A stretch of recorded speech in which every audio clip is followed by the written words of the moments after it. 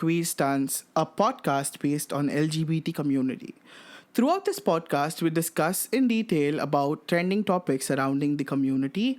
We talk about important news, interesting and inspiring stories, and we also talk to few people who have mind-boggling experiences. My name is Neville Nazrit, and I will be your host for this entire series. Please don't forget to subscribe to this podcast so that you can be notified every time we update a new episode. So, without further ado, let's just dive into our topic. Welcome back to a new episode of Queer Stance, and as you would have already seen in the title of today's podcast, today we're going to discuss about androgynous fashion. Throughout this episode, we're going to discuss about what is gender. We're going to talk about what is androgynous fashion. We're going to discuss a little about how did it get so huge in the pop culture. A little bit about how do people still react in India when people usually dress in the androgynous style. And we're going to end our podcast episode by giving you a small hint on what is going to be our next topic. So, without further ado, let's just dive into our main topic. So, we would have discussed this like 1,000 times now, and even in my previous podcast, I have already discussed this point about gender. But I'm not sure if you would have heard that, so I'm going to repeat a little bit of it so you have a small idea on what basis we are constructing the whole episode. So, gender is a socially constructed phenomena which defines a person as a male or a female based on certain gender norms. For example, women are supposed to do a certain things, only then they'll be considered as a female, and men are supposed to do a few things, then they'll be considered as a male. For example, men are supposed to be aggressive kind of, then they're supposed to show themselves as strong, independent, wherein women, for some reason, according to our society, specifically in India, are dependent on others in the first place, are a little sensitive towards topics, etc. And when a society realizes that a male is doing some characteristics of a female and a female is doing of a male, then that creates a havoc. So that is what is the current state of gender in our country and our community right now. But to break this stereotype away, there was a new thing which was invented, which was called as androgynous fashion. Now, why was there a need for inventing androgynous fashion is because, like how people are supposed to behave, society decided what people are supposed to wear. For example, if there is a man, he's only supposed to wear jeans and pants and etc. Wherein if it is a woman, they're supposed to wear a sari or a skirt, etc.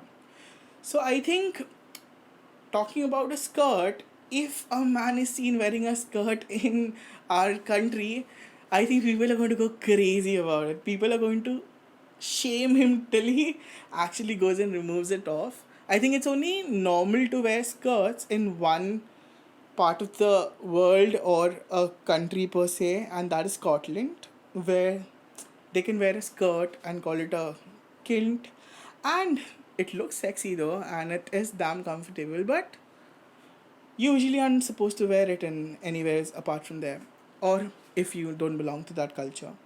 India has an alternative that is a lungi, which is worn in the south majorly, but then again, it is not considered as a skirt, it is a cloth which is wrapped on your body, and it is considered as a manly thing. And if a woman wears it, then there's a lot of dhamakas which happens, like a lot of explosions, I can say.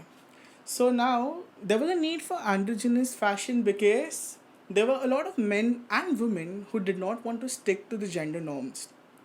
Like they wanted to experiment with their clothes, they wanted to express themselves with their clothes, and they were getting restricted because of the gender defined clothes. Like there was a male section and a female section. So androgynous fashion believes in producing clothing which are neither for male or female, but both can wear them and enjoy wearing them.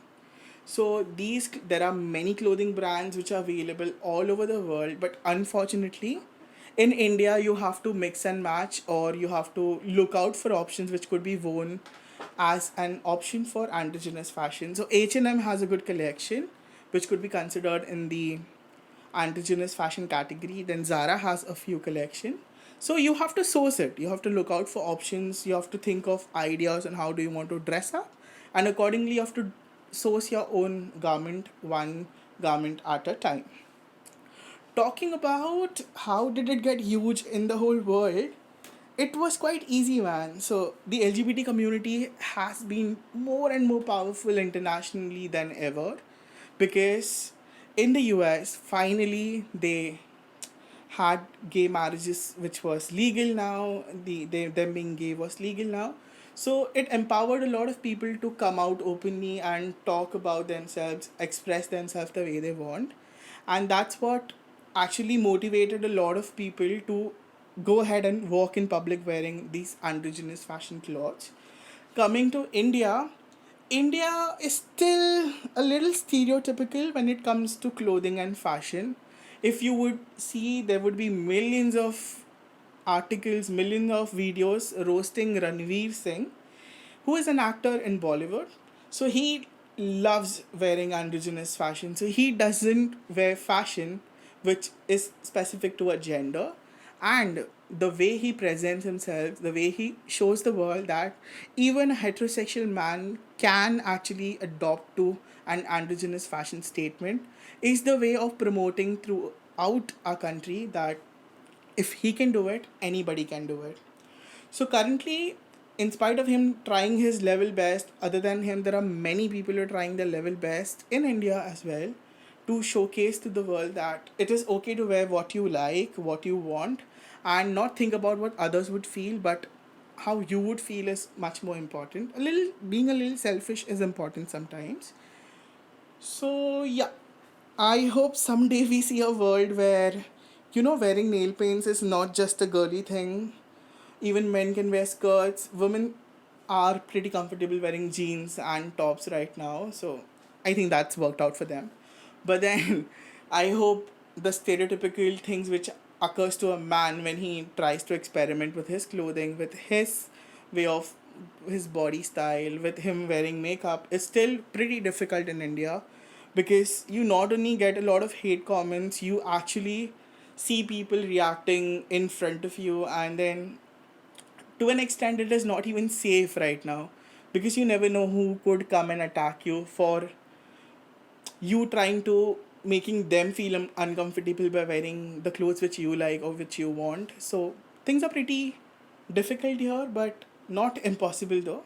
There are still some places, some events where you are allowed to be yourself. For example, the Pride in India, at least for Pride, people wear whatever they want, and then they don't have to restrict themselves to represent or present themselves.